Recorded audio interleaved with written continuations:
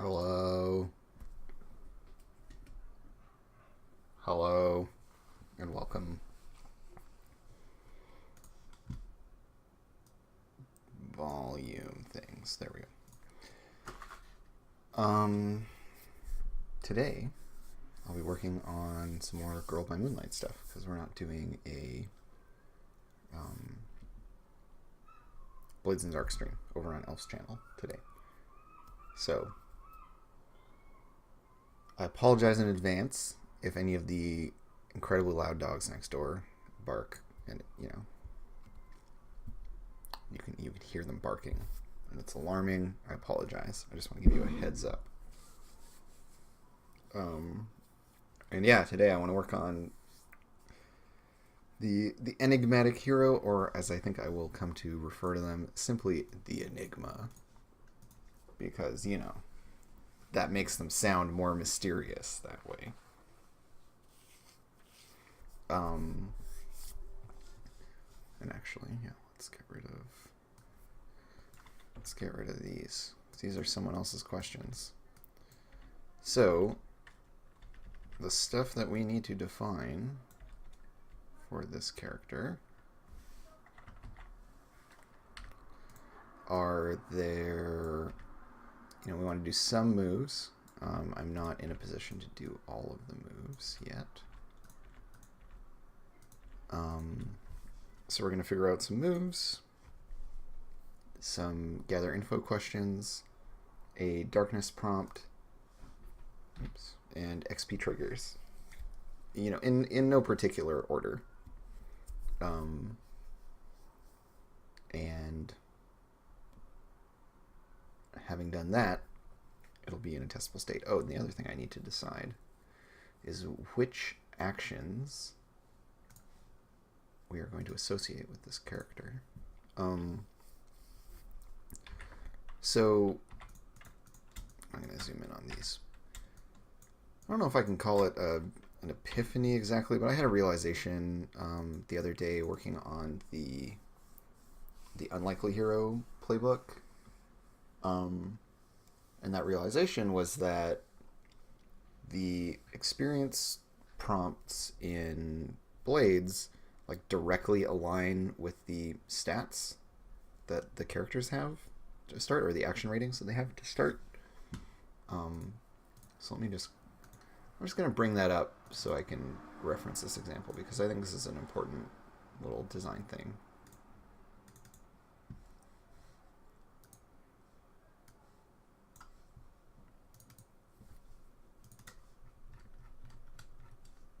Let's just go to page at random.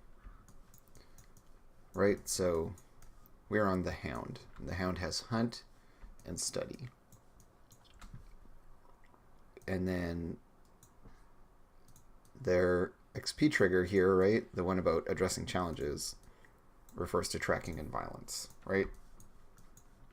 Tracking, violence. If we go to the Cutter has the most obvious one, as you might expect. Skirmish and Command, violence or coercion, right? So literally skirmish someone, command someone, right? These align very directly. And I bother to bring all of this up because, of course, when choosing these initial starting stats, right, those need to then also align with our XP triggers. So it's pretty straightforward, but yeah, so we got the Enigma. Also, important thing from last session, this idea of having this third stat in Kudere be Conceal. This was originally Endure, which I decided was dumb and just knew I needed to replace, but I didn't come up with a good replacement. And in fact, I never came up with a good replacement. Someone in chat did. They were like, Conceal would be red, and so boom, there it is. And what I love is this trifecta here of Confess, Express, Conceal, right? These are kind of definitive for the three playbooks. Or for the three stat blocks, or whatever you want to call these categories, because Moe has Confess, which is clumsily spew out your feelings or thoughts with no particular agenda. And then we have, in tsundere, we have express, right, which is where you say something. It's not necessarily something that you feel inside, and you are able to, do it with an angle in mind. And then we have conceal, right? So the kudere block, you don't say shit. You keep your feelings to yourself. And so obviously the fucking enigma needs to have a point in conceal. Yeah, right? Like you're gonna be hiding things about yourself. But I think we want to split this one. So like the unlikely hero is just all in moe, and I think the outsider is like pure tsundere, although I might be wrong. I think maybe I split them between moe and tsundere. But anyways, this character is going to want to have a split as well. Because they have this... I mean, everything about them is split. The whole playbook is around this idea of having a double life. So maybe conceal and embody are the appropriate ones here. Yes. Stickmaster asks a valid and fair question of what is this playbook all about? Let me bring up my summary. Is it in here? Is this it? Yeah. Okay, so the enigmatic hero, the kind of archetype for it, or the stereotype for it, would be the tuxedo mask character, right? An aloof helper, tension between secret identity and real friendship, the double life being inverted across the divide. So the idea with tuxedo mask and Darien, right, is that Sailor Moon and Tuxedo Mask like each other, or at least Sailor Moon has a crush on Tuxedo Mask, and they work together and like do stuff. And then Darien and Serena fucking hate each other. Right? They have like a very antagonistic relationship. So there's kind of this weird split where with their masks on, they're one way, and with them off, they're another, and that no one knows that the one is the other. Right? And you see this, I mean, this is a pretty common trope in a lot of like superhero fiction. Haven't played Masks, so I don't know about the Anderson Masks, but it's probably like that. Sounds on the nose. Because yeah, there's like the Peter Parker, Mary Jane, Spider-Man thing, or do Catwoman and Batman have a thing like that? No, they tend to end up knowing who the others are. But I feel like I feel like that's happened twice in Spider-Man, but I'm probably just remembering wrong. But anyways, it's kind of an obvious thing to tap into, this idea that, I mean, you have multiple personas that you're occupying and that they engage with the other characters in different ways. So we want to have, we don't want to tell people exactly how to operate across this, but we want to have moves that will inform this kind of play. Go up here. And so to that end, we're going to have moves that play around that. And I feel like, and this is why I feel like I want to give them embody, because they have this other identity that is an act, right? That is a fake thing. And so I feel like that's kind of what embody is about. It's about, embodying this other person, essentially, in this case. Or at least useful for that kind of behavior. So we'll do this as a working start. I mean, another one that jumps out to me is like giving this character a defy so that they can do like cool heroic shit. But I feel like that's less what it's about. It's not about, like, this is a playbook that's about style more than about getting shit done. And that it is necessarily going to be kind of weirdly indirect. Because you don't like directly help. You're not in there mixing it up. You're like showing up at the right time to do stuff. Um, I've done some weird split thing here. There we go.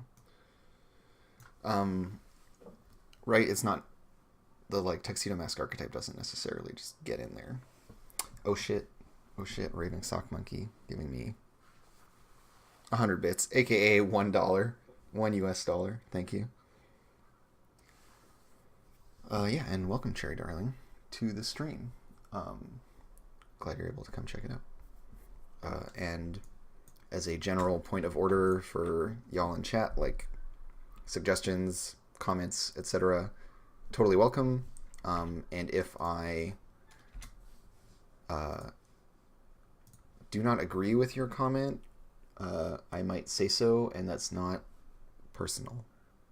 That's the other thing I'll say. Because sometimes I get really into like the details of why I don't agree with something, and I just don't want anyone to feel like I'm trying to like tear them down. It's just that, and I was talking about this last time, like feedback that fits, or like ideas that fit and ideas that don't fit, are both super, super helpful. And if I'm tearing into why something isn't appropriate, it's more that I'm trying to establish the bounding box of what the game is, and using things outside of it as points of reference is really, really useful. To say, oh yeah, my game is definitely not this thing. This thing is so not my game for these reasons. In this formative stage, it's actually really helpful to delineate on both sides, right? Both what it is and what it isn't. And so that's a lot of why I've been going into like super, like drilling in on some people's comments. But it's just to establish this idea of, yeah, what we actually are trying to make here. So without any further ado, I'm going to save the XP triggers for later, because I feel like they need to kind of elegantly sum up a lot of what the character is about, and we don't really know that yet before making some like moves or other content for the playbook. So that being said, I have some Enigmatic Hero shit already defined. Like a move about how no one can unmask you, which is pretty much snatched from Apocalypse World's Faceless? That's the one, right? Faceless? Yeah. Who has a mask, and they have a move about never being unmasked unless they permit it. We might even do a... So with the Unlikely Hero, there's like a non-optional ability about being a powerless nobody, which then turns into something else. And so like the move has some mechanics around transitioning from being powerless to no longer powerless, at the very least. We won't say powerful. And then like in the Outsider playbook, we have a required, not move exactly, but like a required portion of that abilities list that gives you a rival and has some stuff to say about that.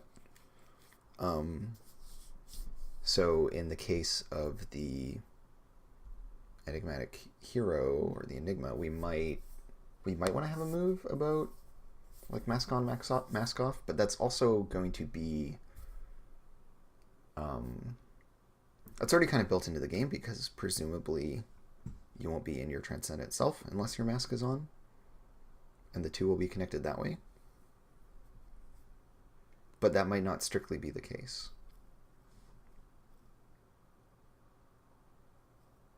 And actually, that's I think a really important question, right? Like, are we doing it like superhero style, where you're like, if you're using your powers, your mask is on, and vice versa? Or do we want to have it be that like you can be wearing your mask more often or in other circumstances, and it just means different things in those circumstances? So we might have a with your mask on, with your mask off toggle that applies whether you're, you know, in like magical girl mode fighting shit, or if you're just your regular self but you're still wearing a mask.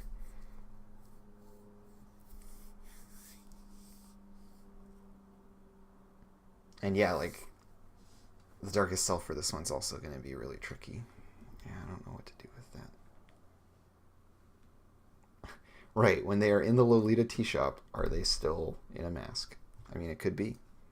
Could be that they're still in a mask. So I'm on the fence about including a like explicit thing for that. The one I really want to have in here, which I think will come in the form of a promises tag, is going to be something about your friends not knowing that you're part of the magical girl team. I think that's where it's going to come in. And I've been doing a little bit of thinking about promises off camera, and I have some thoughts for how to fill those out. But yeah, so far I like the idea of not really like making it a move exactly, but having it be a something more akin to like a belief, instinct, or trait from Burning It. All right, but we do have some moves already, so already written up this move, and I think I'm just going to keep it. So you have special armor against any consequences that would reveal your secrets, and you can spend your special armor to mysteriously appear in a situation at the perfect moment to help a friend. So a lot of the playbooks have like in fact, all of them but the Unlikely Hero have a special armor move specific to them, because I think those are all neat. And a good way to inform people about like, these are the kinds of things that your character should be doing, in a way that the action ratings give you some sense of that, but moves like this also give you a more like fictional sense, I want to say, of what kinds of things your character should be doing and is good at. And then there's this move here about how no one can unmask you without your permission. You always have an alibi or cover story for people who are suspicious of your double life. And this is kind of, I don't know, I feel like it's a little weak at the moment because it's a bit of an opt-out move. It doesn't really do anything actively. It just prevents things from happening to you. It's a way of saying, I'm not interested in having, like, my character be unmasked and have that be part of the story. This is basically just, like, setting a boundary. And it kind of sets tone, too. It's kind of like saying, this is one of those stories where no matter how implausible or how, like, you know, like how everyone should have figured out who Superman is, but they just never do, and the only difference is that he puts glasses on to be a regular person, you know? That whole thing. This is like calling out a central conceit of the story, which, I don't think this can be the full move. I like this being part of a move, as like a little, this is like the cherry on top of another move, I think.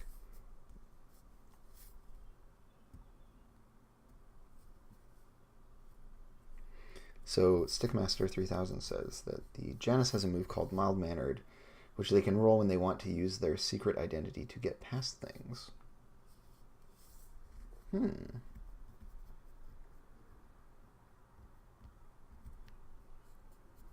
That could be interesting.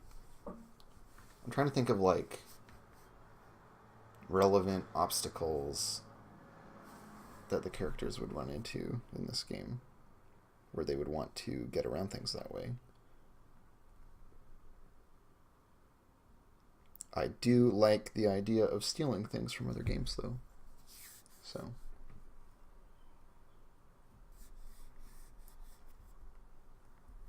yeah, I mean, this definitely, right, like I was saying, this is a really big establishment of a boundary for the character if you have this.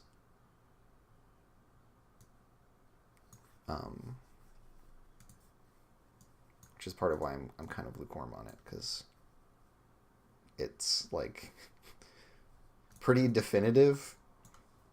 No one can unmask you without your permission is like very, very strong. in terms of fiction, like control of the fiction, this is massive, right? To just say, like, this thing cannot happen, full stop.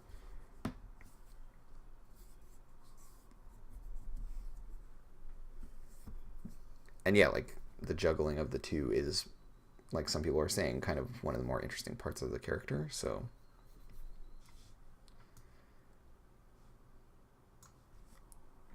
I'm fine to eliminate one or the other of these clauses, right? Either no one can ever unmask you, but they can... So they'll never know for sure, but they can, like, very deeply suspect. Or, you know, they don't have reason to suspect, but should they ever unmask you, it all gets revealed. Which I feel like this is actually the more interesting way to do it. And I say this because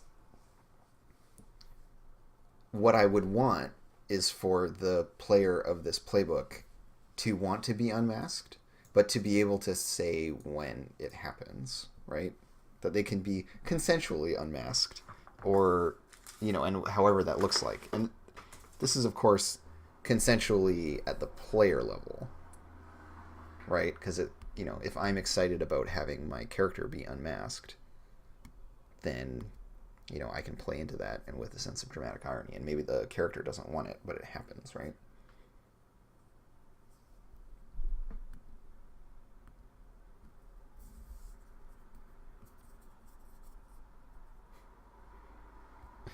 The no one can unmask is like the knocked out Batman and mob guy is about to take off the mask and then a car backfires outside thing. Yeah, like, we see this all the time in this kind of fiction, right? That for somehow people never seem to just get the mask off, or, like, you know, you have villains who are, like, obsessed with unmasking the hero and all this kind of shit. I mean, it should contain a reference to the song by Future, Mask Off.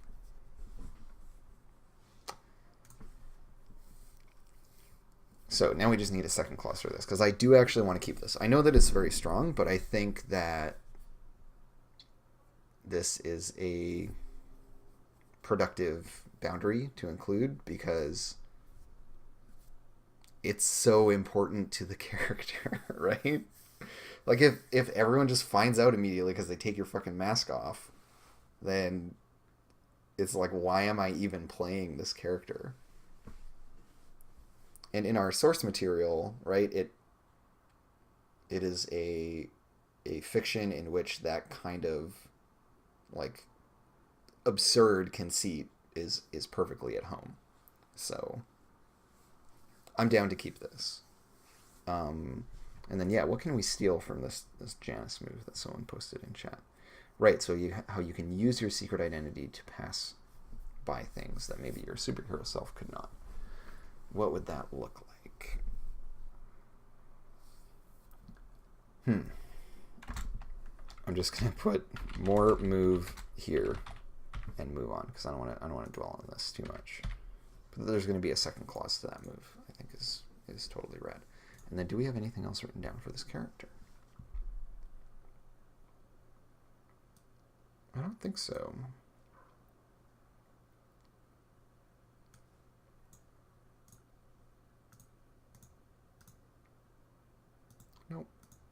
Nope, these are all different things. None of these are relevant, so let's put that away. God, stop doing this. Stop doing the split thing, Photoshop. I don't like it.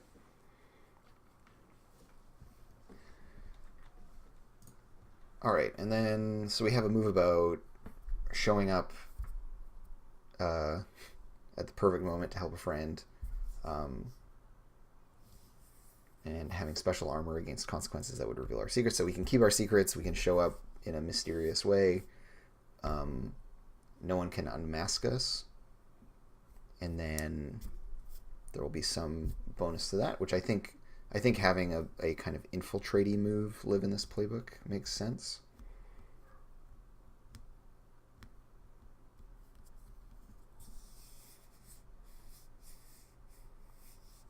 So yeah, the investigating is still a thing, but it's something that happens in downtime. Um, but maybe the Enigma is good at investigating. Um, we could also make the Enigma have a thing where they're good at working alone. Or where they're good at working from a position of hiding. Like they could have a move, they could have like an XP trigger move, which I can't remember which game this is from. No, it's from Apocalypse World. I just can't remember what playbook it's from. But there's one about, maybe it is in the Faceless, about protecting someone without them ever knowing about it, and that letting you mark XP. I think something similar where it's like about helping people without them ever knowing about it, or like working in parallel with them, or supporting their action in a way that they'll never find out about. Yeah. Let's do that. So when you help someone without their knowing,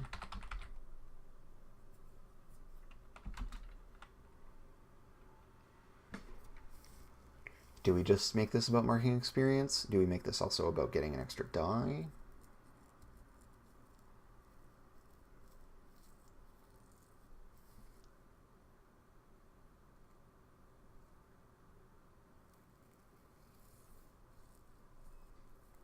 And then, yeah, there's lots of like setup moves from Blades as well that we could look at. So here we are back in Blades. What are some similar moves? Because also it's nice to just look in here for kind of relevant stuff. So we have Bodyguard, which is a move that we've basically already given to the Guardian playbook, unsurprisingly. None of these other ones seem great for the Enigmatic Hero, except maybe something about recovery. That could be good. Or something that lets them recover alone, because no one should know that they got hurt, right? In fact, okay, so there's an obvious one. You can roll to recover without getting help from another character. So normally in this game, you don't trigger yourself recovering. Someone else has to use one of their downtime actions to help you recover. And so this is a good like permissions move where we can say, okay, well, you are separate from that.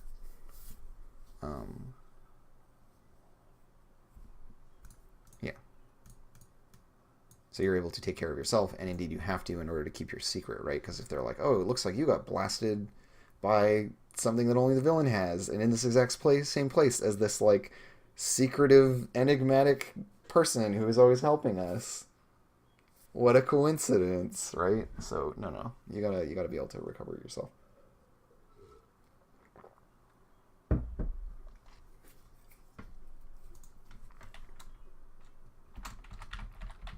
What's your cover story for your injuries?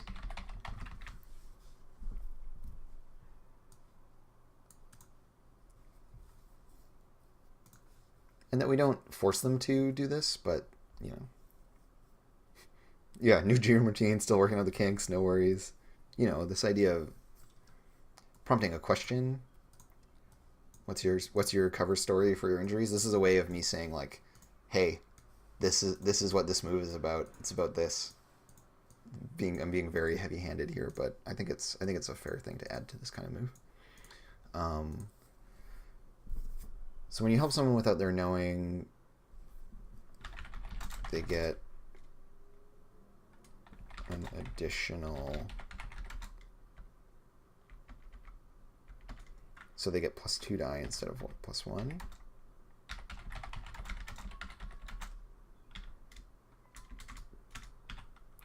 One, and you mark experience.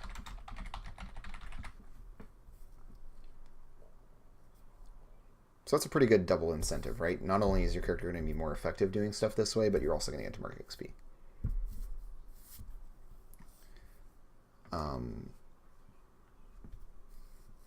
Mark experience in one of your action ratings, or do we just want to be general? I think we'll keep it general.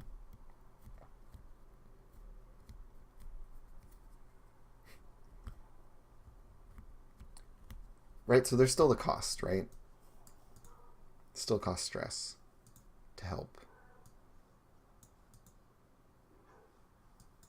You're just way better at helping within this whole, right? Like, this still has to be plausible, right? That you can help them without their knowing, which isn't always going to be the case. Or the player's going to work really hard to make this always be the case, in which case, great, we're still winning. We're a game designer. Because they're generating all this fiction that is in line with their, character's persona. I mean, right, like, it can't be... They have to, like, not know that... Without them knowing that anyone helped them.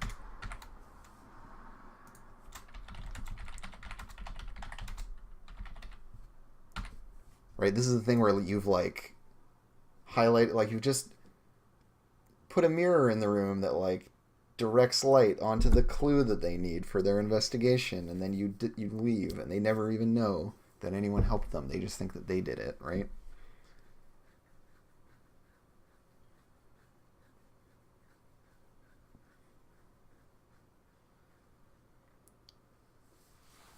So, yeah, it's about the, like, deep secret help.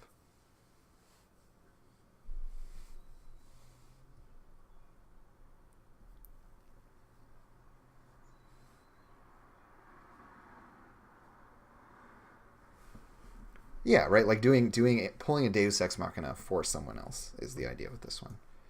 We'll leave it as is for now. I'm lukewarm on it in some ways, but it's kind of fun.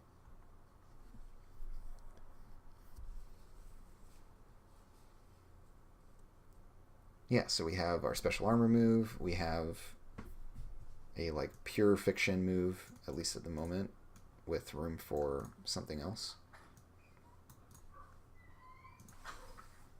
Something to do with secret identities, something to do with mundane identity. And then you can roll to recover without getting help from another character. What's your recovery story for the injuries? Yeah, this one I like. I like moves that have question built into them. Those are always fun. So this gives us a decent starting point for the character.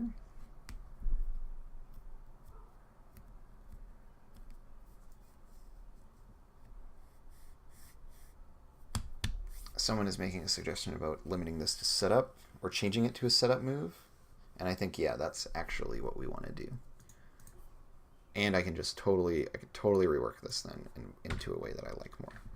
So, when you secretly set up another character's action, roll +1 die, and you mark experience. So, right, so when you are making a roll, and you get to have a better roll to set them up, and then you mark experience. Because providing 2 dice of help is actually, like, maybe already in one of the other playbooks or something anyways, so...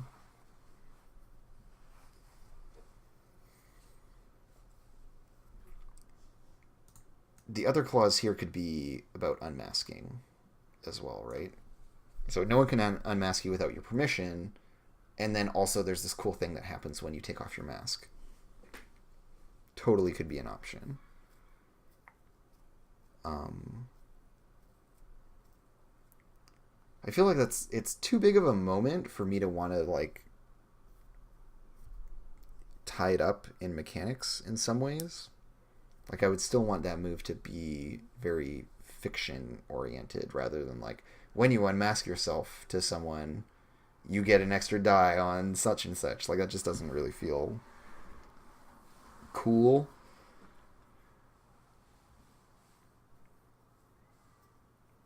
I mean, we could do the whole, like, no one can look away thing.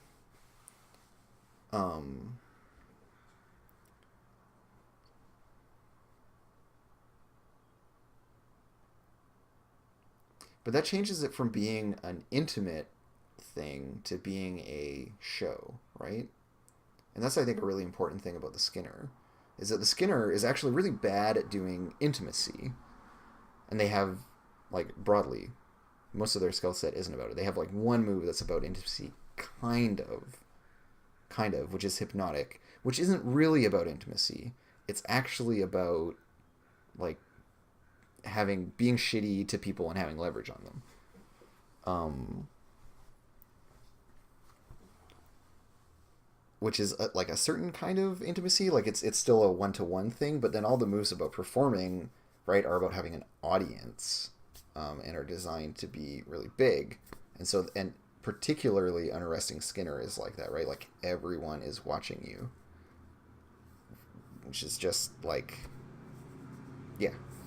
We want a move that's very, like, it's just me and you. It's this, like, moment of intimacy between two individuals, where a secret is then shared between them. The move that was described in chat from Masks involves, like, getting power over someone, because you've shown them your true identity, which is appropriate for that game, but I think is really inappropriate for this game because we don't have strings like in Monster Hearts. We don't have mechanics that are about having power over people. And yeah, similarly to Blades, there isn't any support for me, like, having my character mess with your character's shit. It's just not how we're doing it. And it's not what the game is about. So I want to steer away from that kind of mentality and move to, like, something that gives... It's more about, like, giving power in this game. So someone seeing you with your mask off should, like, inspire them in some way, or create a deepening of your relationship, which is turned into power in this game, right? So, because we use our social interactions to drive, like, fighty action stuff.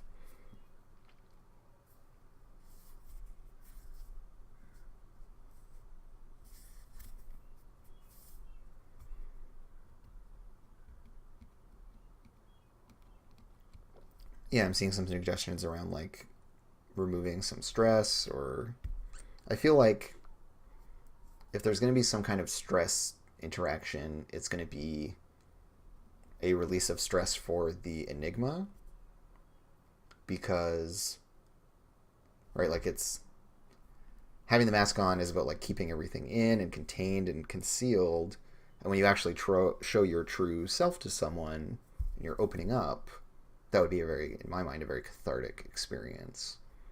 So the idea there would be, like, yeah, like, you can take away some stress, and then maybe, like, they get a link with you or something. We can have something like that. And you can only do this a number of times equal to the number of people in your gaming crew minus 2, right? Because you can't show yourself your mask, and you can't show the MC your face behind the mask. So if there are 3 players and you're one of them, right, you can only gain that bonus twice, which is pretty limited, right? Like, if our unmasking scene, I mean, it's going to obviously then needs to also work with NPCs, but I just don't care as much about NPCs seeing me with my mask off, I feel like.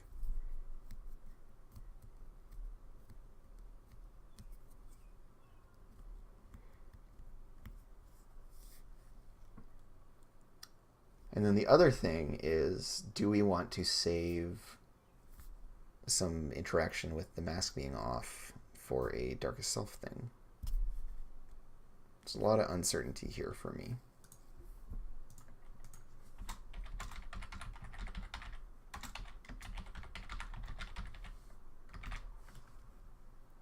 I feel like having something happen when this happens is cool, but I don't know if I want to make a sweeping statement about what that is. I think it will already matter in the fiction a lot. right? Because like Stickmaster is saying, maybe nothing happens when you unmask because that limits things, right? We want to just I feel like we want to give that action space within the fiction and not mechanize it. Although, in saying that, I know that like the fiction we create is going to be a consequence of our mechanisms. So even if we're not, I'm still comfortable with not directly having like that like trigger a thing, but that we want to have our mechanisms drive people to that is certainly a thing. It could be that there's something that we can't do with people unless they've seen us without our mask on. That could be a thing. I'm not sure.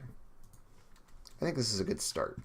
It's a good start for Moose. It's certainly enough for us to move on to our gather info questions. And I think one that's obvious is who here is keeping secrets?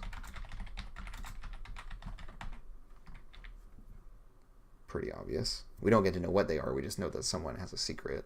I think is a great gather info question.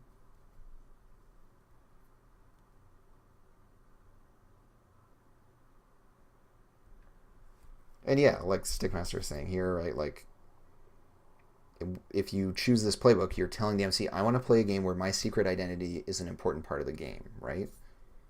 Because it might be that, like, everyone's identity is secret, but then yours is, like, nested one stage deeper. You have the secretest secret identity. Or your secret identity just, like, is a focal point of the story in the way that it isn't for the other characters, right? Because, you know, your game of Girl by Moonlight might be that, you know, we're all kind of like masked superheroes when we, like, our transcendent self is like that. So we have this, like, group where everyone's persona is secret, at least to, like, the public. But then the enigma is secret within the group. And because you have secrets from the other players, those secrets matter more than secrets between the players and NPCs, I would say, generally. I would hazard to put forward.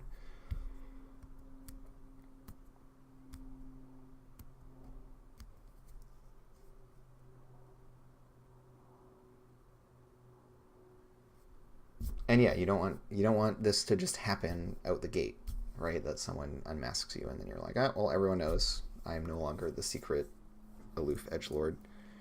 Like, how many seasons does it take in Sailor Moon for them to put the tuxedo mask connection together, right? Like, it takes a long-ass time.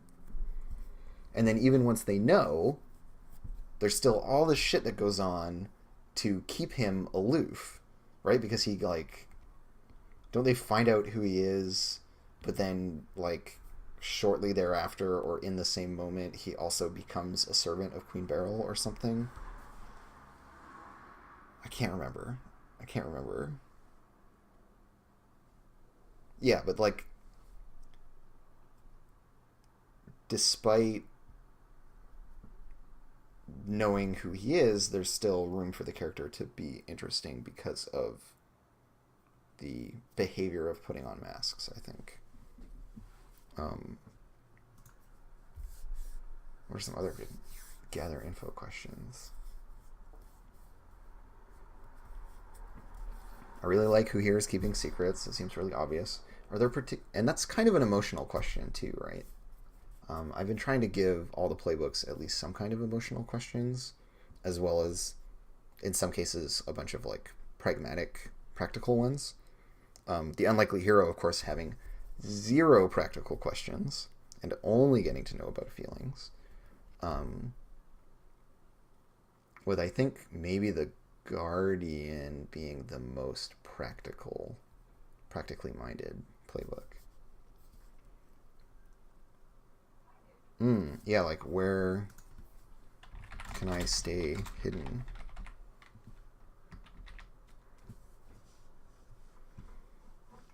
And of course, when in doubt, I need only look to award-winning tabletop RPG, Blades in the Dark. Specifically, let's look at the Lurk. What are the Lurk's gather info questions, right? There's, where can I hide here? What's the best way in? What should I look out for? How can I get someone to do X? What do they intend to do? What's really going on here? How can I find X? I like how can I find something? And maybe what do they intend to do is good as well, because we have a special armor thing that's about heading off danger, so...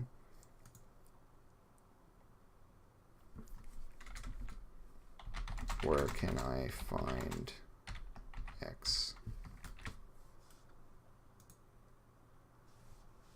And what was that one I was just talking about?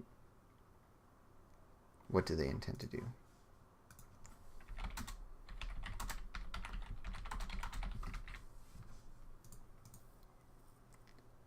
So these three are very practical. This one is kind of more in my like emotional interrogation category, and I want to do 2 more emotional questions.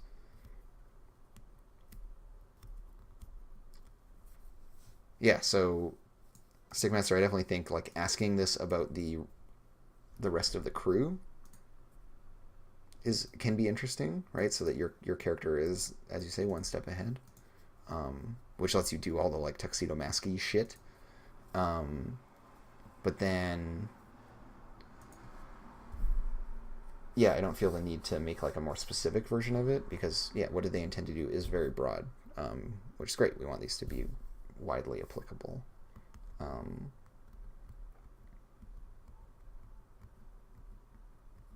Oh yeah, like who here is watching me could be a neat one as well.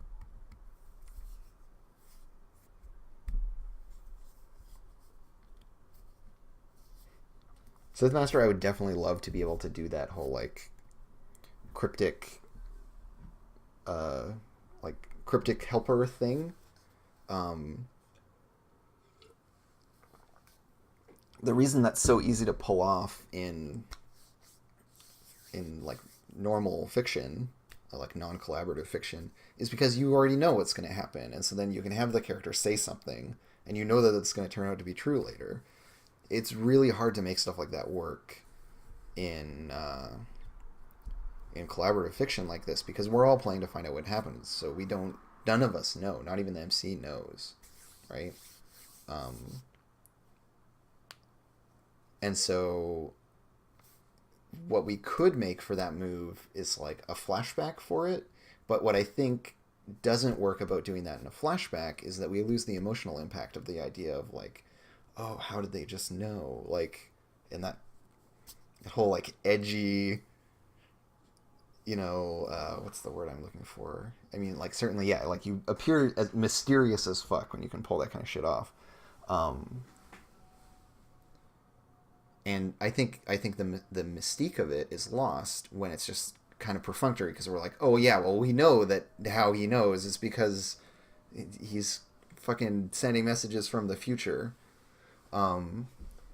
Speaking of sending messages from the future, there is also another playbook called the Time Traveler, which is going to be where I tackle that shit. And if you want to pull that off as an enigma, you can take a veteran advance to grab a move from over there, and make it happen. But it's just like, yeah, it's really hard to deliver that feeling of like foreboding that seeing that kind of stuff happen in regular fiction does, because if you're doing it retroactively, then you're robbing it of the uncertainty of like, they say this thing's going to happen, but it's really usually the way they say it is like super ambiguous, and so it's very pregnant with possibility. But when you're going backwards, when you're playing it backwards, you already know the solution to the riddle, then the riddle is not very inspiring of any kind of emotion. I mean, yeah, there's the one where you can do it in advance, and if it comes true, you gain XP. Or one that I like is giving people bonuses to playing into it, but it has to be bad. So like when you foreshadow a threat, and people ignore it, mark experience or something like that, right? Where it's about creating dramatic irony at the table. That's definitely something I could get behind.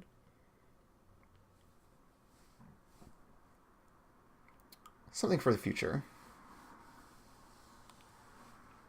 No, Zoe Claire, I think that's kind of the whole idea, right? Is that it has to be ambiguous. Um, that's how these things get their, like, spookiness. So, spend hold to turn desperate into controlled. Yeah, there could be something about, like, this seems like a really bad position, but actually, um,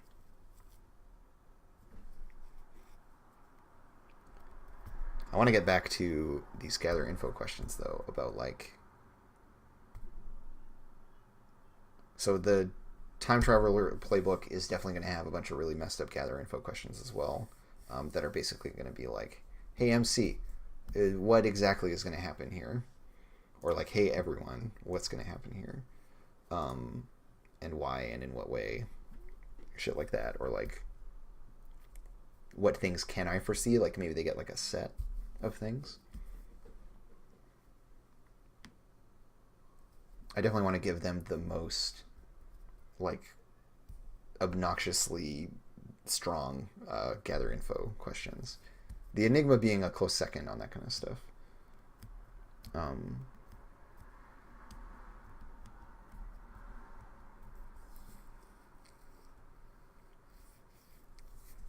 Yeah, I feel like you could use the "Who here is keeping secrets" question to reveal people who are suspicious of you, Sith Master. I think that's a really neat way to, like, work that question as well. Just asking, like, what do people want, I think could be good. Yeah.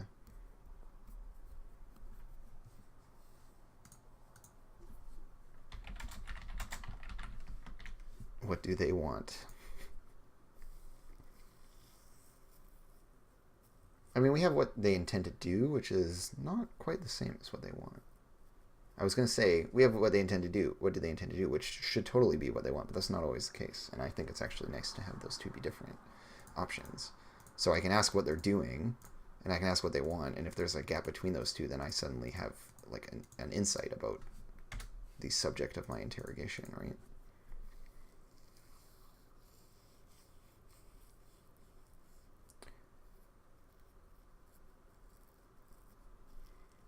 And then what else? It doesn't have to be a who question.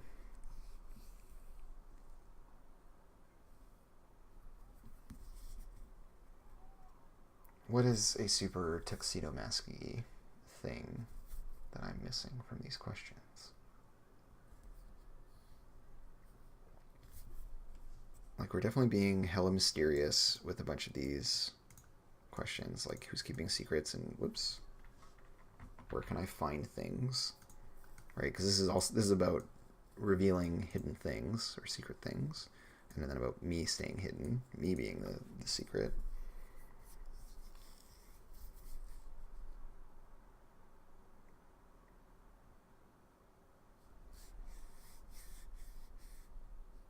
I'm gonna leave it blank. I don't have a good one. So, XP triggers. When we address a challenge with, and we want these to reflect our conceal and embody stats, or we will want to change these action ratings to reflect these triggers once we write them. So let's just write them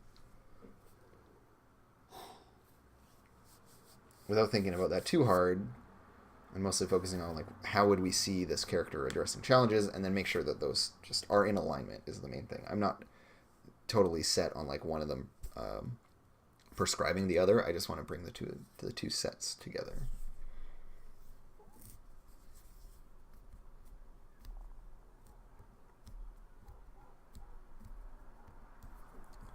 I kind of want to say, like, subtle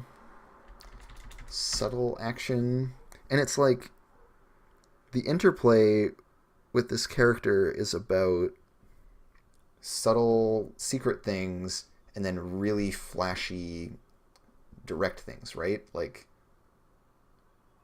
Tuxedo Mask, though he is wrapped in secrecy, is, like, incredibly ostentatious as well, right? You're like this very dramatic figure, which is why I chose embody as the other stat in the previous section there, because yeah, like you're super over the top with your secret identity. Um,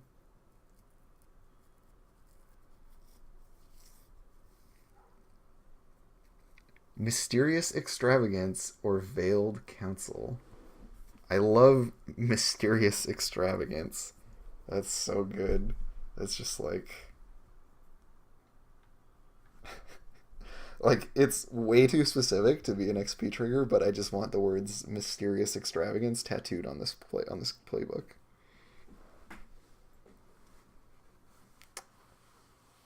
Post.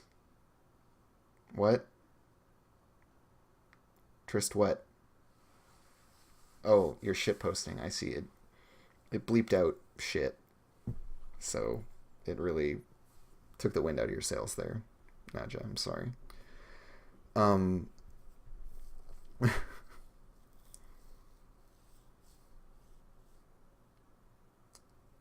Thanks, Mads.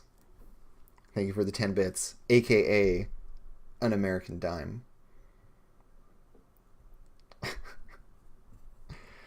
Okay, so I think I'm kind of torn with like, I mean, let's say secrecy as one, and then we need the other that's like about being super ostentatiously tuxedo masky. Address the challenge with secrecy and flair. You know, like tuxedo mask does everything with flair. That's what I want to get in here. Um,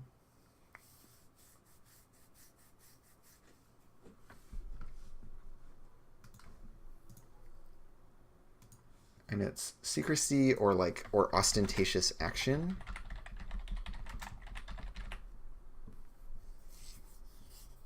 Panache.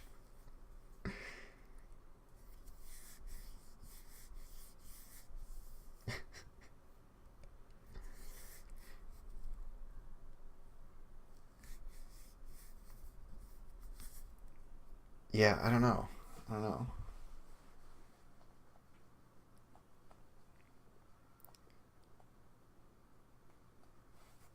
Pizzazz. Yeah, all these stupid showbiz words.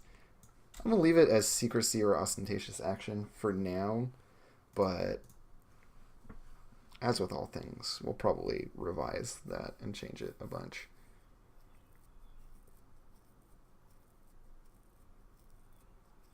I mean, Trist makes a fair point that between the two, it's kind of everything. But I mean, your tuxedo mask. You are everything. You're the whole world.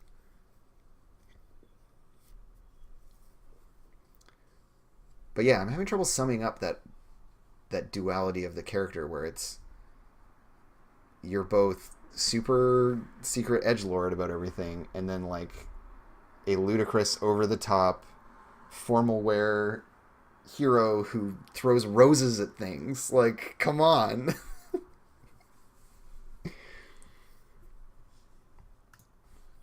I like the idea of changing mystery or secrecy to mystery. Because like addressing a challenge with mystery, just mwah, perfect, excellent. What a delightful notion. Okay, and now we get to the hardest part, which is the darkness prompt, which is like for this character, I don't know.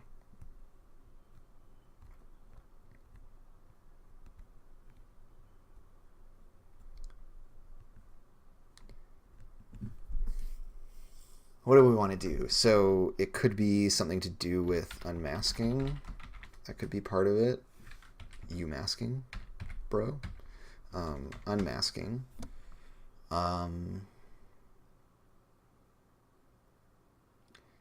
The important thing with all of these is that they have to be kind of self-destructive.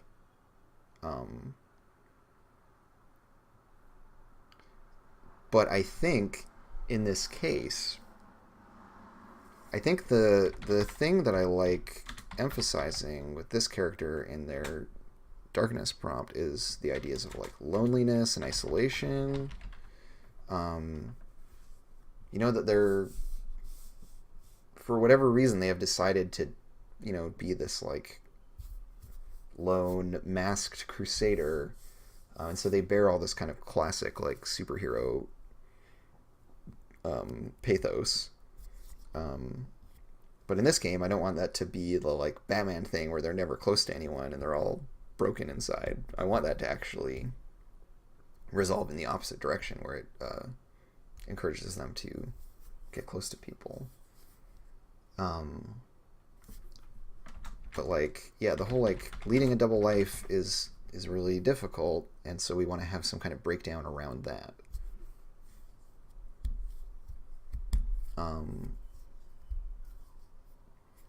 And yeah, it's awkward because our ideal point of reference for this would be Tuxedo Mask, and like his arc is just like he becomes a baddie in season 2, like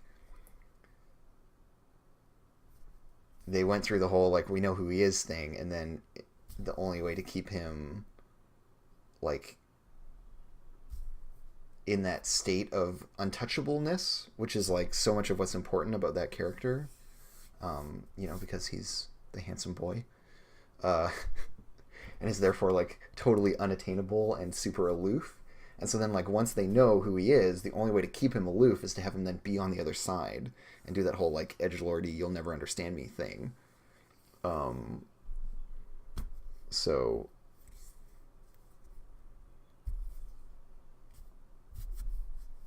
yeah, I think we have to have something about all the secrets, crashing down around them like a house of cards.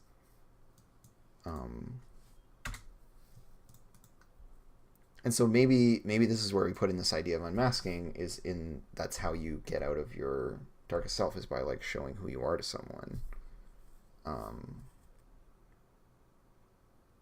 So that essentially in making that our design, we are setting a timer on when that's going to happen and keeping it in the player's hands, because ultimately you will never go into darkness unless you as a player make choices to put yourself there. Because just like in Blades, right, like you take trauma because you choose to push yourself to that limit, right? And so similarly in this game, once you're at a certain amount of stress and you have a chance that you could go into darkness, you could just give. You could just be like, cool, we leave. Like, we run away. I don't want bad things to happen to me, and I will like be a coward. You can do that. You can totally do that. It's not as much fun. But like having it be part of this, I mean, people might still say like, "Oh, it's bullshit. The game made me unmask my character." And to them, I would say, "No, fuck you. You're wrong." And yeah, if they never take off their mask, they just become evil. So they still have an option. They could just not take off their mask, and then their character becomes evil, and that's fine. So yeah, unmasking, definitely part of it. Part of our second clause on how you get out.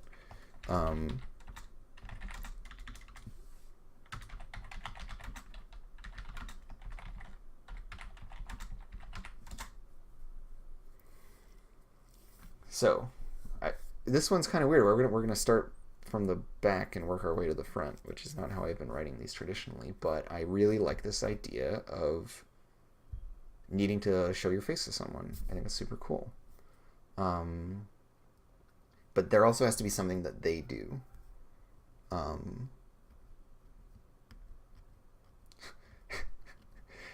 I mean, yeah, I made this game, so it's my job to just yell at people when they criticize me, right?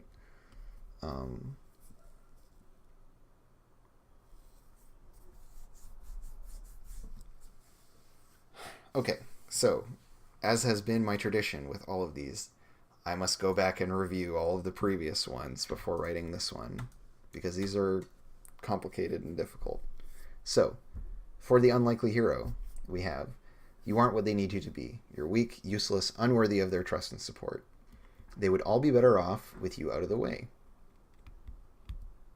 You give up on responsibilities, and you let them know that it's their fault. You give up on your responsibilities is what this should say.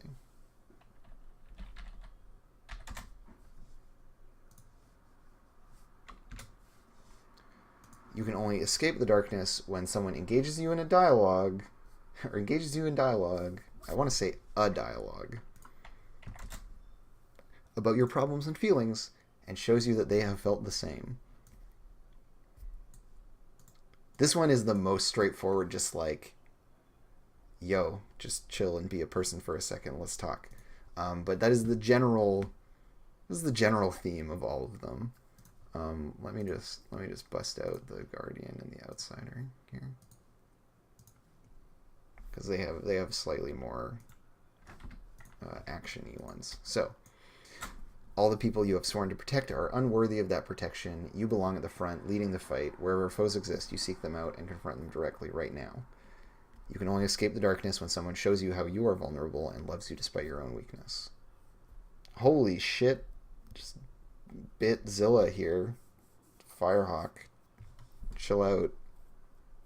Firing tiny diamond missiles at my face here.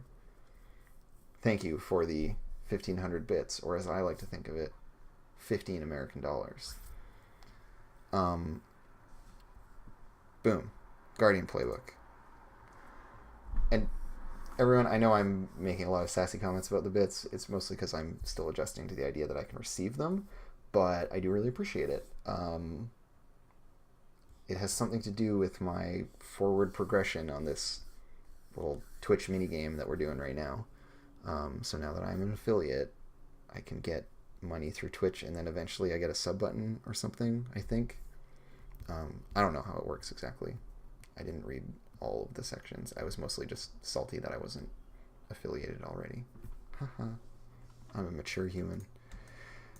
Alright, let's get back to business. So, the Outsider has, you have seen too much of the darkness, and there is no hope for redemption. You are tainted by all that you know and all that you have done.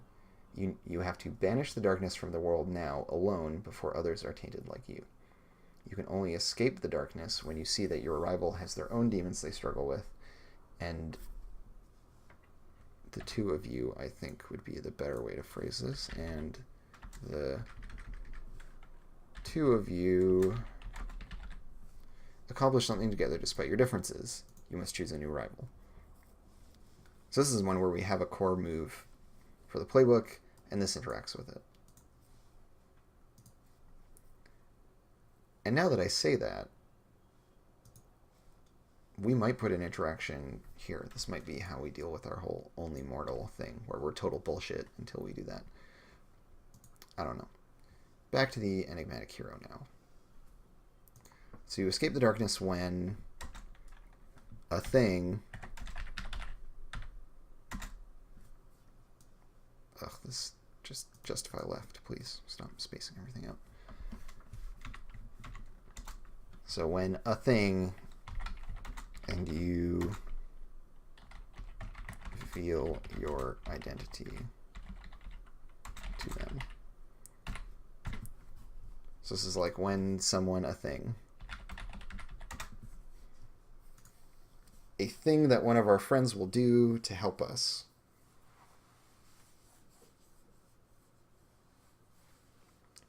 Does someone else have to take up the mask? No, they would completely rob you of your identity.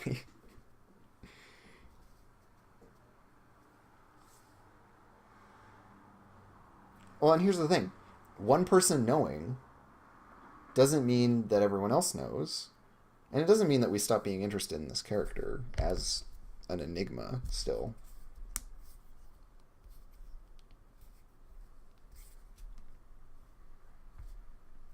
And in fact, yeah, so let's do a thing.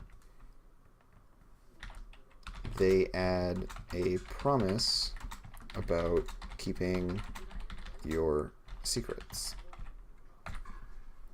Boom. Interplay between the mechanics. Amazing. So, what this thing is, I think requires that our previous section be written. So let's do that now. So we've satisfied this little bit of my notes. I'm just going to delete that. We have this whole idea of loneliness, isolation, and the double life that we lead. Um,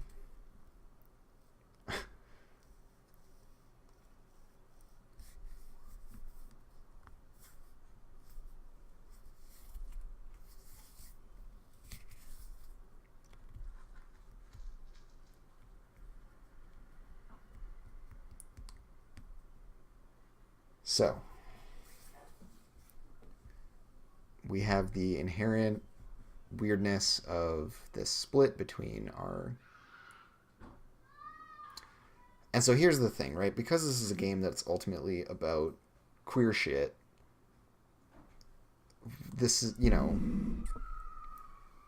is about not being out in a way, right? Like, this is about the difficulty of, like some people are in a situation where they're out kind of broadly, but like when they go back to hang out with their family, they're not. Or they're out, but they're not allowed to really like express themselves. Stuff like that. That kind of discomfort is what I want to tap into for this character. Because like a totally awesome like Enigma character concept would be something like, in my regular life, I am a boy. When I turn into my magical secret identity, I am not a boy. I am this other thing. Boom. Awesome, fun character concept. So, because then we're talking about like, the character's own repression or inability to embody what they, their inability to live their truth without, putting on a persona.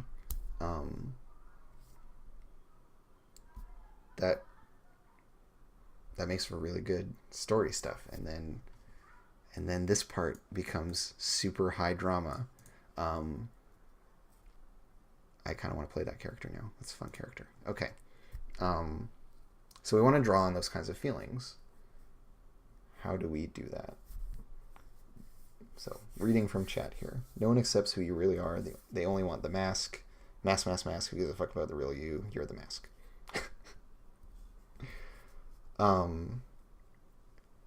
Yeah, it could be about a rejection of one or the other identity. I'm not sure which is the more interesting one to reject. Right? Like, if the mask, and if we are to say that generally about this game, our transcendent selves are a more clear reflection of, who we really are, then having this character reject their mundane self, how do we still manage to make that be an unhealthy thing? And a spiral behavior for the character. Rejecting their other persona, to me, in that framework, seems like the most explicitly negative thing that they could do.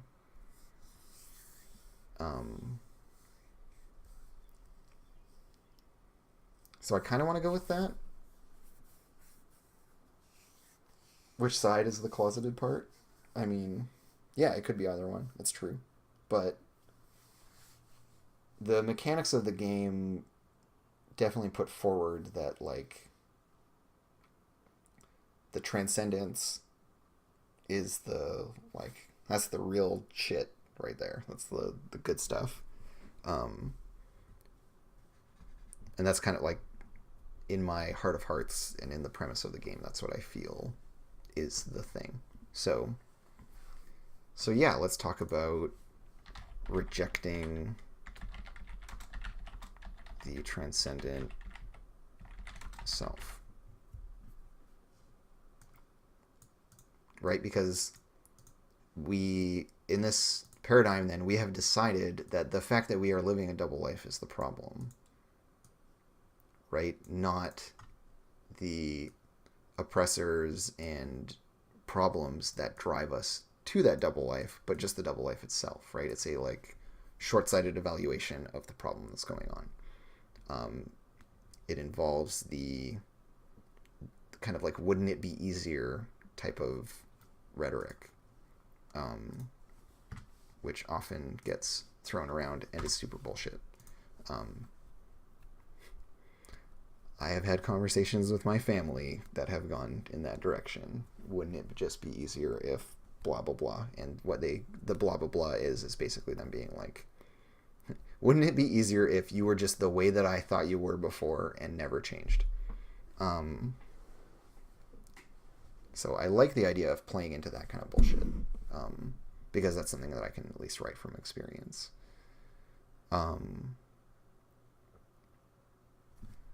And so the part where we include unmasking, right, is going to be then a kind of about like self-acceptance. Could you not just be an X-Men, or just not be an X-Men? Yeah, right? Like, I'm sure we have seen this in various fictions in the past as well. So, how to write this prompt? These are the ones I always have a lot of trouble with. Because they need to be concise, evocative, broad in what they permit, but like focused in what they encourage. This is tricky. It's a tricky bit of writing. So for this one, I want to definitely take it in like a self-loathing-y kind of direction, because a lot of them are about like blaming other people and externalizing. But I think this playbook, because of its nature, kind of has to turn inward.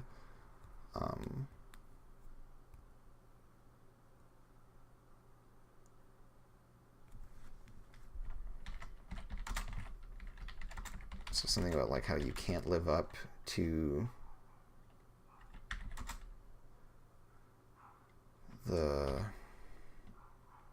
persona you have been, or like to the mask you have been wearing, I could even say.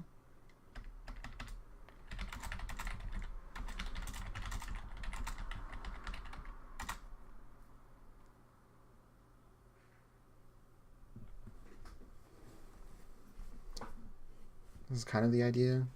I feel like I had a second sentence here and just lost it while writing out this one. Really bad that way.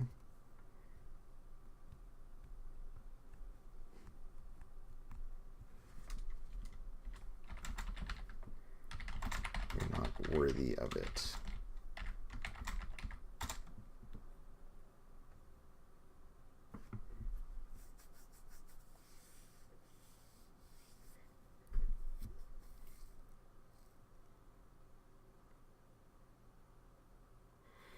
So, here's the thing. I don't want this at any point to be like... Because we want all of these to be like a dark reflection of the character, it has to be a dark reflection of the entire character. So this isn't going to have a thing in it where like you can't transcend or whatever. It's just like... It just needs to taint all of that stuff. You know, you become like the shadow version of yourself where everything's all twisted and kinky and weird.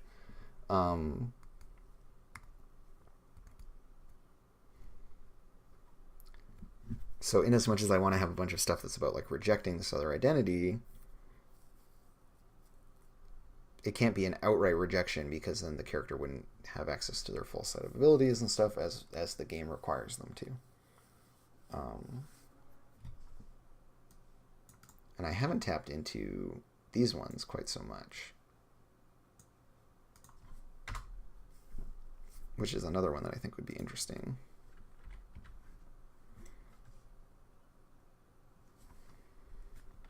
So here is where we can pit these two ideas against each other, because there's kind of a but here, but the mask is what everyone else wants.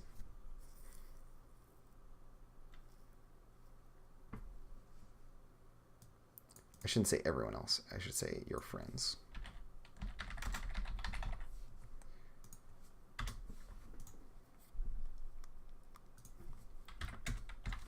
just do some grammar shit here. You're not worthy of the mask, but it is what your friends want. Because now we're getting into the territory of like pressure to be out and pressure to, you know, embody your whatever, right? Which I think is a really interesting thing, and which is, you know, again, getting a little too real for yours truly, but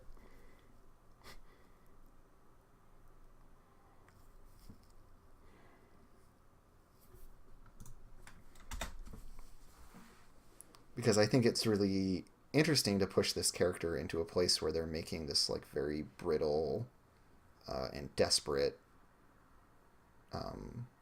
keeping up appearances type situation,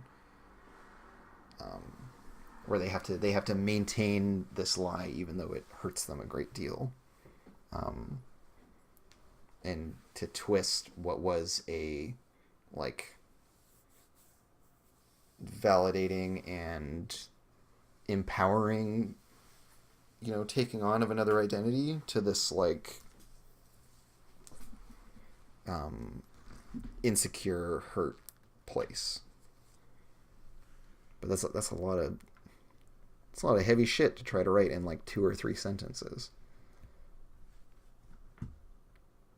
I could change want to like need from you.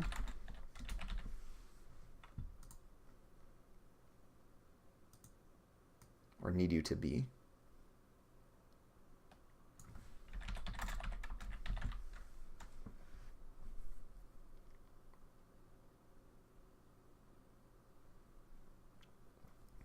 And, you know, even in like a less queer way, this could just be like you're pretending to be a certain way in order to be friends with people, and you're worried that they won't like you for who you really are once they figure out who that is, and you've been, you know, living a lie and blah, blah, blah.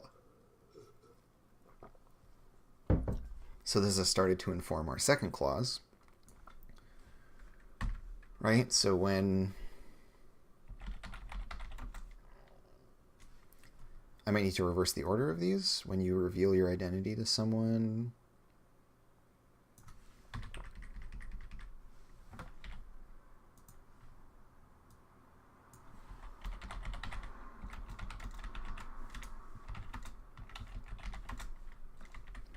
you know, and this is another one of those like them accepting you as you are kind of a thing.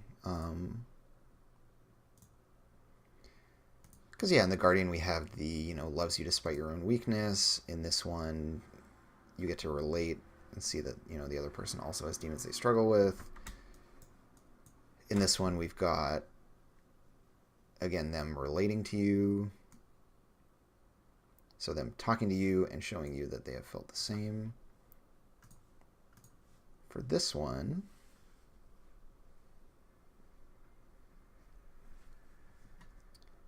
what does this other person need to do for us in order to make us feel like reassured and confident again?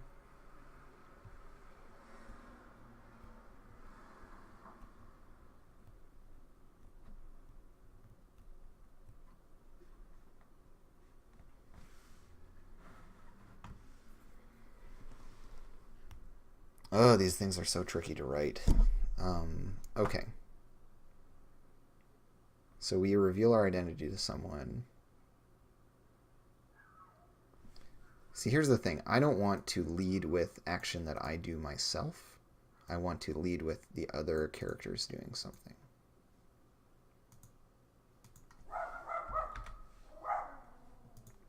Loud dogs being loud. So we already have a clause about how they make a promise to keep your secret after the fact. But someone has to reach out to this character in order to do this thing.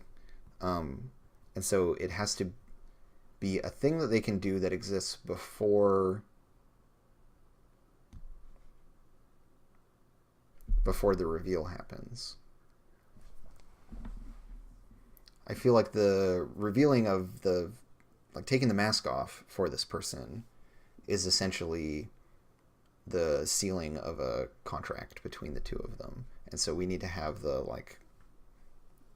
the other player be able to offer up this opportunity for them to do that.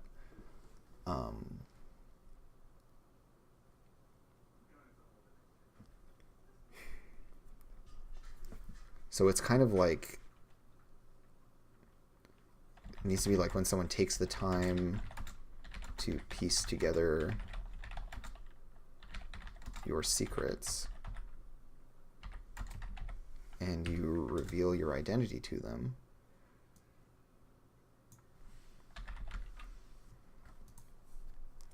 You escape the darkness when someone takes the time to piece together your secrets and you reveal your identity to them.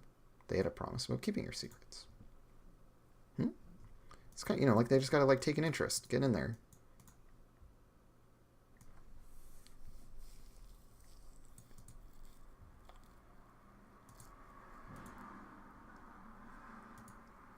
Or we could do this like when someone shows that they can like see through some of them, or I'm not super happy with this. I'm never happy with these, basically.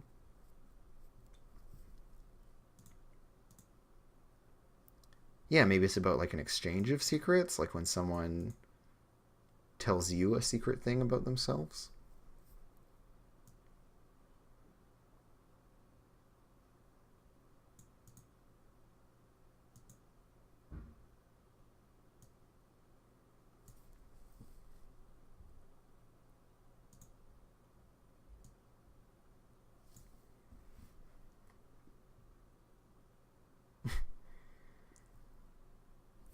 Yeah, this feels a little too invasive as it is now, right? Like it's just someone like meddling in your shit.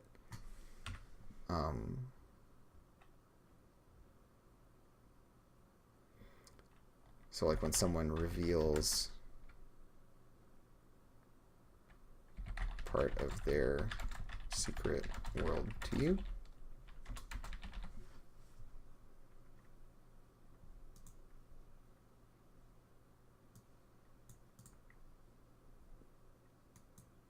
I don't want to say secret world. I'm going to say inner world.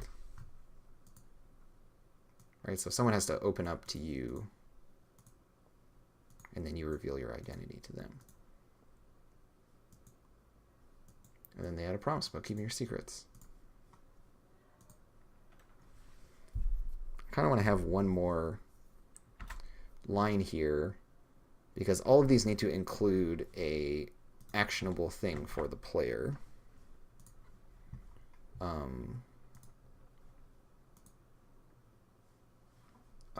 there we go. It's on the other monitor. Right? Because like we go to the Guardian, boom, wherever foes exist, you seek them out. Like there needs to be a verb part, a thing that you do during all of this. You have to banish the darkness from the world now alone. The keys being now and alone before the others are tainted like you.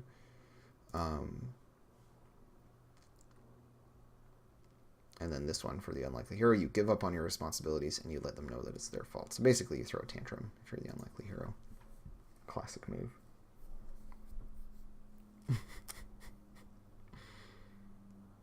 And then the thing I like about this section is that character comes up, reveals part of their inner world to you, and you're like, nah. And then another one does, and you're like, maybe. And then finally someone hits you with the good stuff, and you're like, yeah, okay, I'll reveal my identity to you.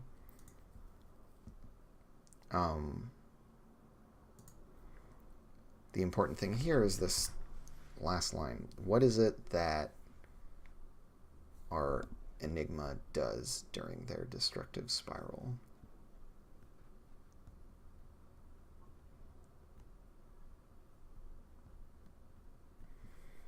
And yeah, it's either like dive deeper into being super secretive or make a bigger show of the...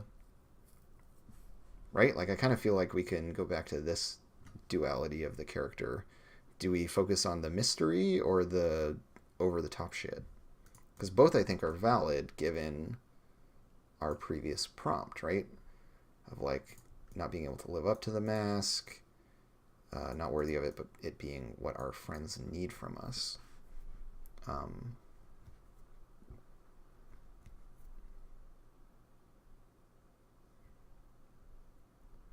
You make a show of having secrets. You do both.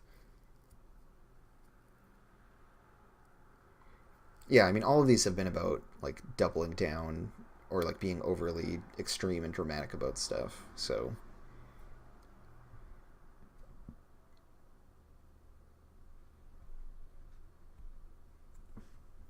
yeah, like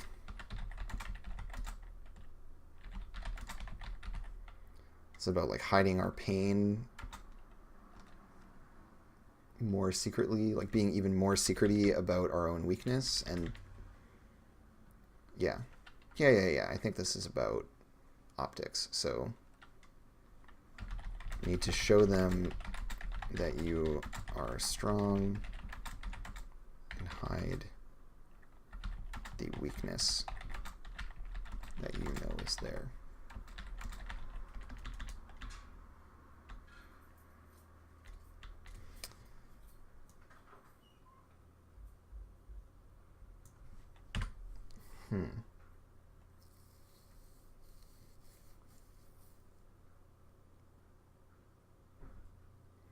Like, you know, when you're at a party and someone is just like turning their personality up to 11 to try to like impress someone and shit. It's like that. That's kind of what I'm getting at here. This kind of like brittle egotism.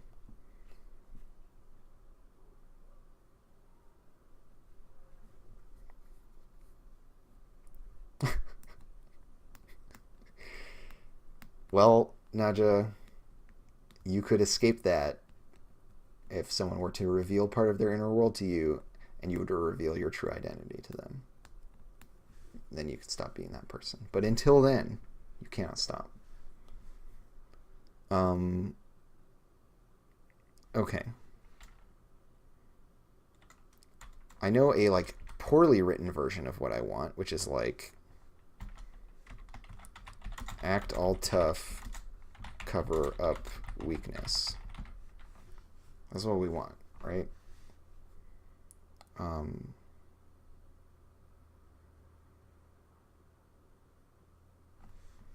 So what we can really turn that into is like you have to be the hero they need no matter the cost to yourself. This still isn't quite an actionable thing. Because the others are so direct. It's just like, do this thing.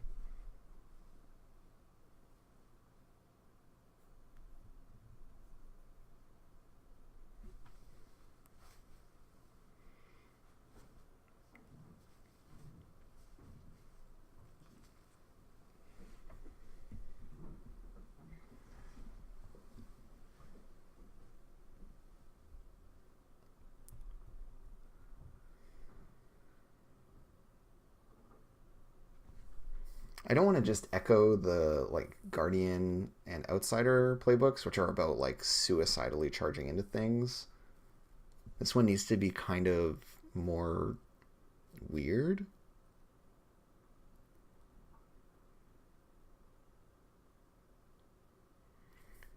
Like, I kind of want to put it in the like, we need to make a big show of being helpful, but without actually doing anything. And that might actually be more interesting. It's kind of like, yeah, like I feel like this kind of selfish, like protectivist angle that we can take. So where in fact they want to take less risks because they're less confident in their ability to pull out, pull shit off.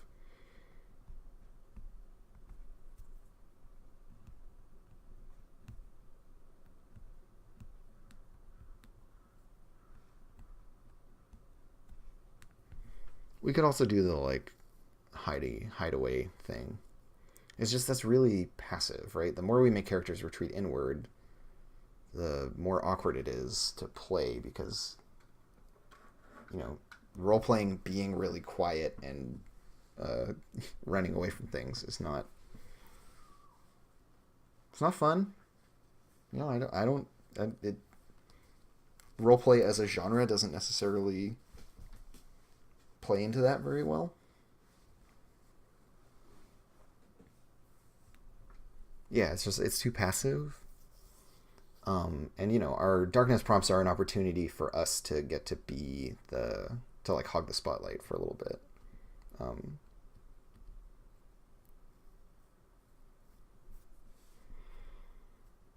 hmm.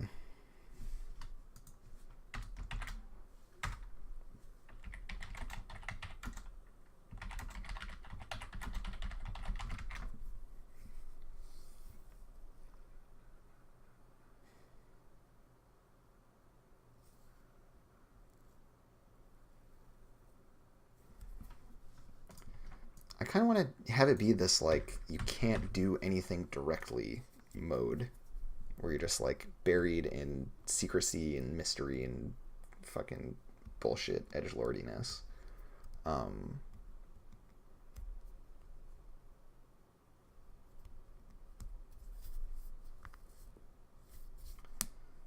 how do I express that?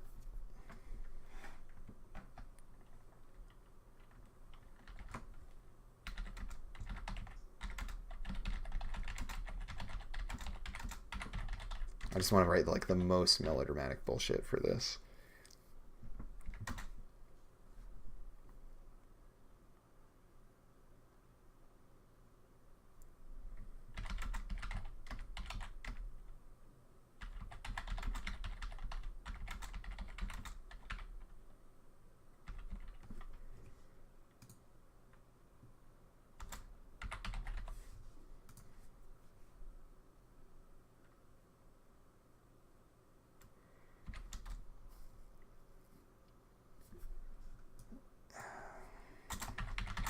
Here we go.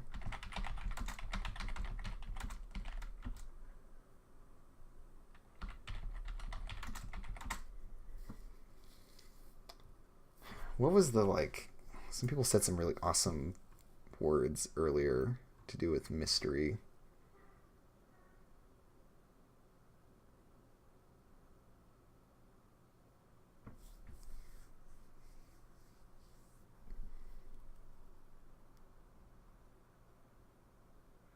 Mysterious extravagance. There we go.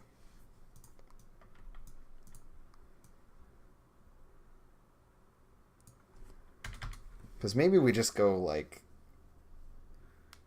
so deep into the mask, into the like we overplay the fake persona. Maybe that's the prompt.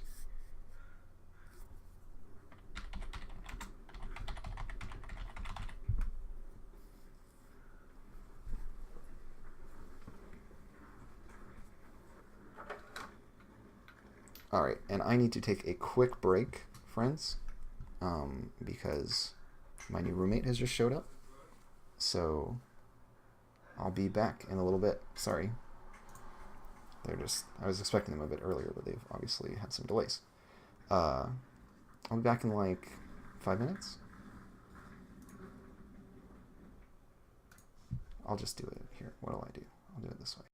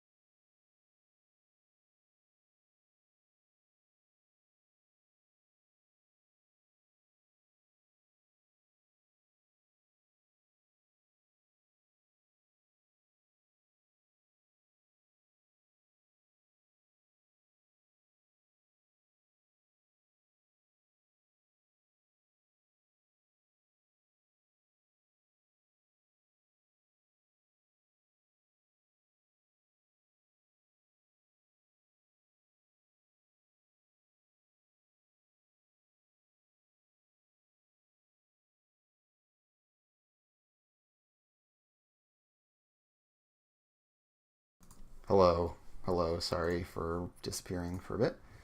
But my new roommate, Toby, just arrived from Germany. Um, like, with his whole life in some bags. Uh, and so just trying to get him situated and not be a total callous jerk and just disappear right as he shows up. So, let us resume our um, game design discussions and work here. So, still kind of stuck on. Yeah, here we go. I have an unfinished sentence. So, coming back to this whole Enigma thing about needing to double down on being like as mysterious and aloof as possible.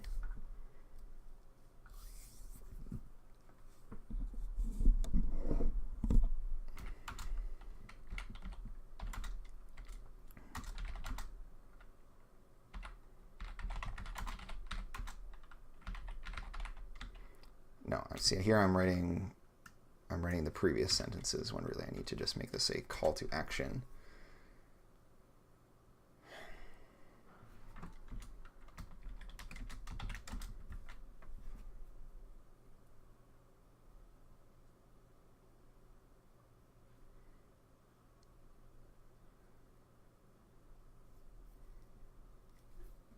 Do people honestly have trouble finding Powered by the Apocalypse games? I feel like it must be okay. So here's the thing. Here's where I have a distorted sense of like the scales of things because of course, yeah, like D&D obviously has way more people playing it, and so though Powered by the Apocalypse stuff is like the most popular within its category, the category is still very small, and I always forget about that.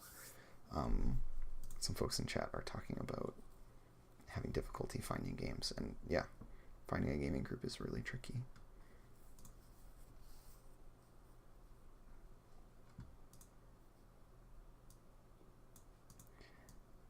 And yes, Sith Master, I think that this is where we want to go more into that way that I was describing the Skinner earlier, right? Of like performing for an audience and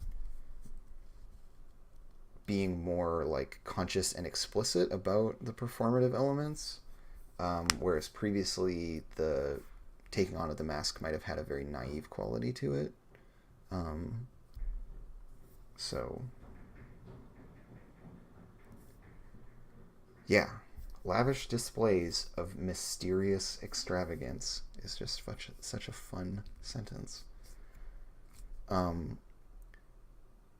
right, and this is a way of this character establishing control. So our prompt should be about them taking control of how they are perceived, right?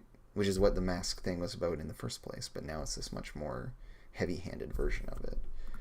So what is our call to action in this darkness prompt, right? Because the other ones have very direct, go do this thing right now. Like throw a fit, blame everyone else, give up on your responsibilities, or go to where the fighting is, do the fighting by yourself, get these other people out of the way.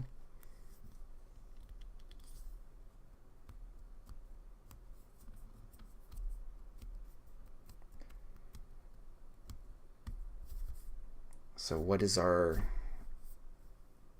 like a specific tangible thing that this character can do to carry out this agenda of creating lavish displays of mysterious extravagance? Do we go with like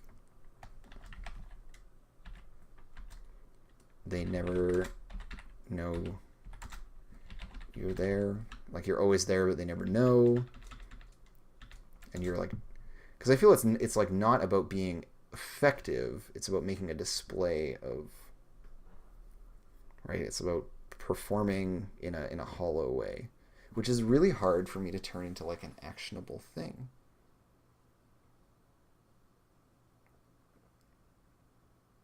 Because I don't want to say just like stop being useful in the game and just do froofy bullshit. It's not a helpful prompt. And that's actually really destructive to the functioning of the game or their. And it's kind of me telling them not to really play the game anymore because if they're not accomplishing anything, then they can't really be making action rolls. So the thing I don't know how to do is how to turn this way that I want them to play into something that it is meaningful for them to do.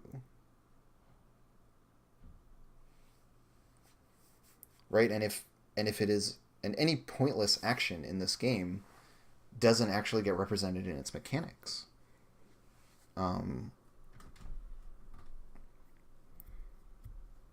Unless we make it always be represented in the mechanics. Unless we make it, like, be something that can be mechanically significant.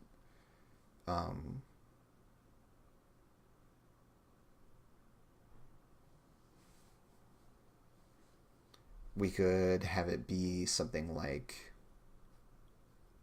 So none of the others actually have, like, while you're your darkest self, these mechanical things are happening. There's none of that. It's just a way to play your character and something that you'll get rewarded XP for doing. So, and I don't want this to just be like, you describe ad nauseum a bunch of edgelordy, cape swooshing bullshit, you know?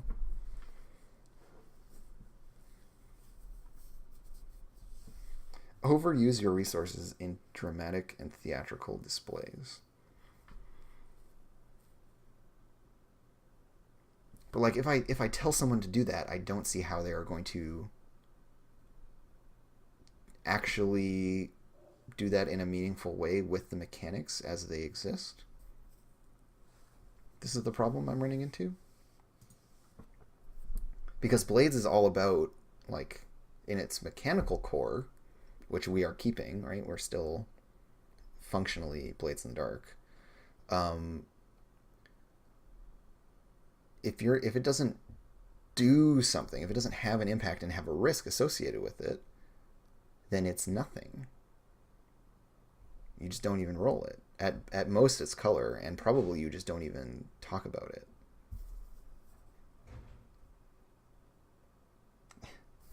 Be Venom, Tobey Maguire, Spider-Man. Like, I mean, kind of, but no.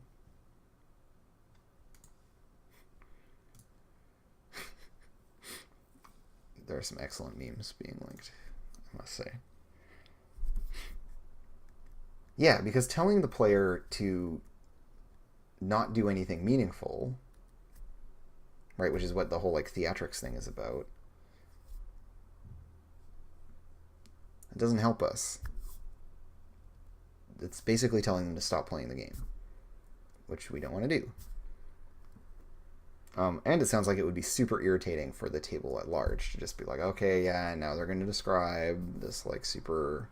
They're going to deliver this ridiculous monologue. Like, come on, no one wants that. So...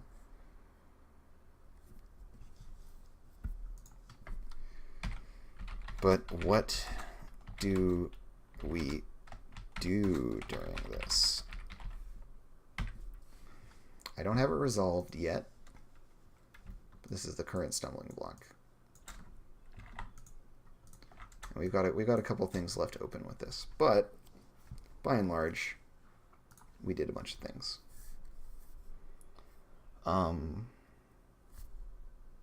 So I might call it a night on this. One playbook in a night is pretty good for me, honestly.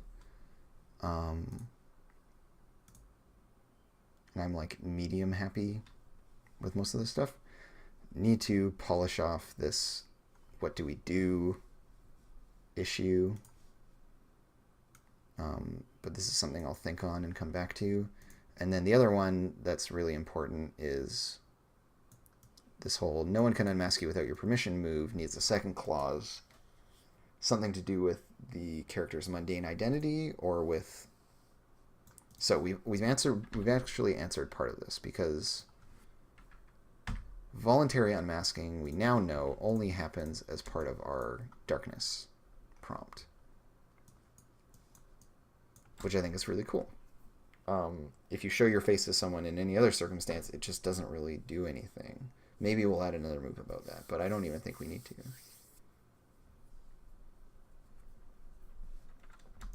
So, yeah.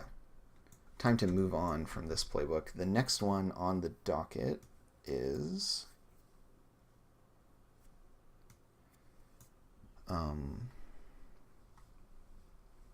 what else do we have?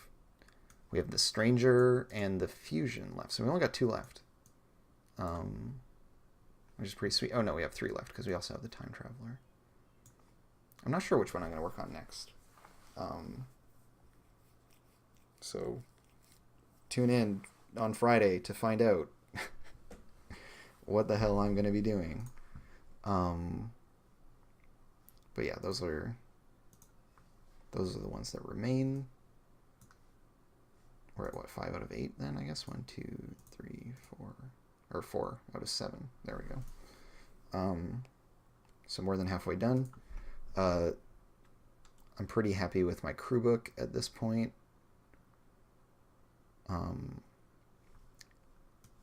It's missing huge swaths of stuff, but we don't know what that stuff is going to be yet. Let's get rid of this guide. It's not helping anyone.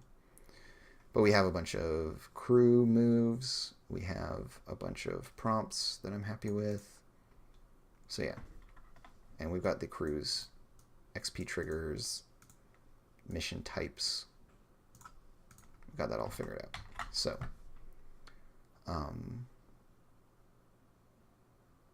and we have an investigation track. The investigation stuff is probably the least fleshed out mechanically of anything.